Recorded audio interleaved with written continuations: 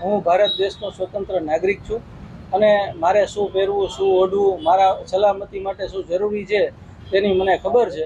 અને આપણે બધાએ ને એની સંપૂર્ણ માહિતી હોય જ. જેમ તમાકુમાં લખેલું આવે છે કે આ ખાવાથી કેન્સર થાય છે, તેમ હેલ્મેટ માટે પણ તમારે એવું લખવું જોઈએ સ્કૂટર ઉપર કે હેલ્મેટ પહેરવું જોઈએ. પહેરવું કે નહીં એ ફરજિયાત ન હોવું જોઈએ, મરજિયાત હોય. અમને અમારી સેફટીની ખબર પડે છે. કાલ સવારે તમે એમ કહેશો કે પાછળ બેસે છે એને પણ હેલ્મેટ પહેરવાનું, બાળક આગળ બેઠું હોય તો એને પણ હેલ્મેટ પહેરવાનું. આ બધું કંપનીઓના ગોરખ ધંધા છે, પૈસા બનાવવાના ધંધા છે. સરકાર ડાયરેક્ટલી ઇનડાયરેક્ટલી ખબર નથી પડતી કે ઉપલા લેવલે સેટિંગ થાય છે, એના કારણે આ બધું થાય છે ને લોકો હેરાન થાય છે. આ લોકો કોઈ પણ રીતે હેરાન થાય તે નહીં સાકી લેવાય. લોકો આનો ચોક્કસ વિરોધ કરશે, અમારી સાથે જોડાશે. હેલ્મેટ સત્યાગ્રહ સમિતિના નામે અત્યારે 2000 લોકો અમારી સાથે છે અને 2000ની ટીમ રાજકોટમાં હેલ્મેટનો કાયદો બંધ થાય એના માટેનો ખૂબ જબરજસ્ત પ્રયત્ન કરવાની છે. તો આના માટે અમે તૈયાર છીએ. માગણી તો જાગૃત લોકોની ઘણી બધી છે કે આ પીયુસીના નામે તમે જે પૈસા ઉઘરાવવાનું કરો છો એ બંધ કરો. ઘણી બધી વસ્તુઓની માગણી છે.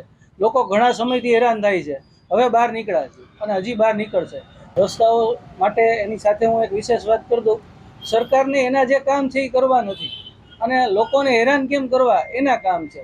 સરકારનું કામ શું હોવું જોઈએ? શું નાના માણસને હેલ્મેટ માટે દંડ દેવાનું કે એની કામગીરી જે છે એ પૂરી કરવાની? રોડ રસ્તા કેવા ખરાબ છે એની કામગીરીમાં તો કંઈ ધ્યાન દેવું નથી. આ કેમ લોકોને હેરાન કરવા, કેમ લોકોને દંડવા, એના ખીચા ખાલી કરવા, આવા જ કામ સરકાર અત્યારે કરી રહી છે. સરકારમાં અત્યારે કોઈ લોકલ નેતાઓ બોલી શકતા નથી. એના માટે પણ અમારો એક પ્રશ્ન છે કે આ લોકોને અમે ચૂંટીને મોકલ્યા છે તો શું કામના? આવા લોકોનું શું કરવાનું? તો આ લોકોને પણ બોલવું જોઈએ, થોડીક હિંમત રાખે. એ લોકો કદાચ અપક્ષ જીતશે તો પણ લોકો જીતાડશે, પણ લોકો માટે બોલવાની હિંમત રાખો. આ રીતે પૈડા ન રહ્યો. પોલિટિક્સમાં તમને શેના માટે રાખ્યા છે? લોકોનો અવાજ બનીને મોકલવા માટે. તો શું આ તમે શું કરી રહ્યા છો? લોકો માટે નહીં બોલો તો કોણ બોલશે? ગોવિંદભાઈ પટેલ ધારાસભ્ય શ્રી બધાએ લોકો માટે એમને જે અવાજ ઉઠાવ્યો, બીજેપી લીગલ સેલે જે લોકો માટેનો અવાજ ઉઠાવ્યો, તો આના માટે તમામ સંપૂર્ણ ભાજપ કે લોકલ બધા જ નેતાઓ પણ અમારી સાથે હશે એવું મારું માનવું છે. બાકી તો એ લોકો હેલ્મેટ ફરીને ફોટા પડાવતા હોય, પણ કોઈ હેલ્મેટ પહેરવા માટે તૈયાર નથી, કોઈને હેલ્મેટ જોતું નથી. પણ ઉપરથી એવું ગોઠવાયેલું છે કે કોઈ કાંઈ બોલી શકતા નથી. તો આના માટે લોકોને બોલવું જોઈએ અને એના માટે જ અમે આ પ્રયત્ન કરી રહ્યા છીએ. આગામી 6 તારીખે 8 તારીખે અમે સોમવારે રાત્રે 10 થી 11 એક મિટિંગ રાખી છે. જેટલા પણ જાગૃત લોકો છે તે રાત્રે ભેગા થાય.